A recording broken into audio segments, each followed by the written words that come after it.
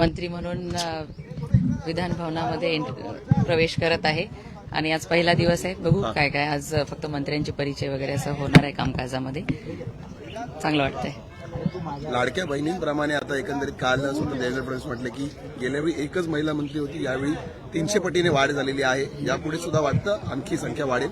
निश्चितच महिलांवरती विश्वास ठेवून काम करून घेण्याची क्षमता आमचे नेते देवेंद्र फडणवीस साहेबांच्यावरती आहे आणि म्हणून महिलांना प्रोत्साहन ते यापुढे पण देतीलच. पहिला विषय कुठला असेल, कुठला निर्णय घेण्याची अपेक्षा आहे किंवा इच्छा आहे? जे महायुती सरकारने निर्णय घेतलेले तेच पुढे कंटिन्यू ठेवून आणि नवीन महाराष्ट्राच्या प्रगतीसाठी जे चांगले निर्णय घेण्याचं धोरण देवेंद्र फडणवीस साहेबांनी आखलेलं आहे ते घेतीलच. परभणीचा विषय देखील तुमच्या मतदारसंघात झालेला तो देखील विषय आता विधानसभामध्ये गाजेल, कारण की विरोधी पक्ष त्याच्यावर प्रामुख्याने प्रश्न उचलताना पाहायला मिळतात. बघा, ती जी घटना घडली ती दुर्दैवी आहे, पण तो आरोपी तात्काळ अटक झाला होता.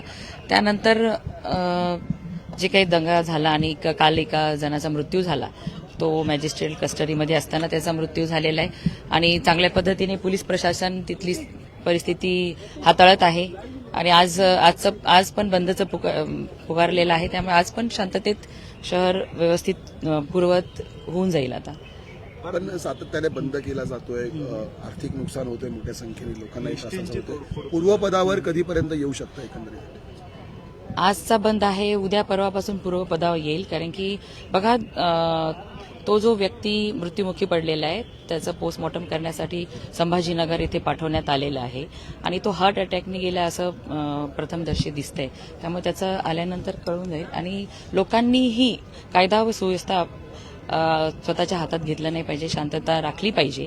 कारण की अशा उद्रेकांनी कुणाचंही समाधान होणार नाही, कुठल्याही प्रश्नाला तोडगा निघणार नाही.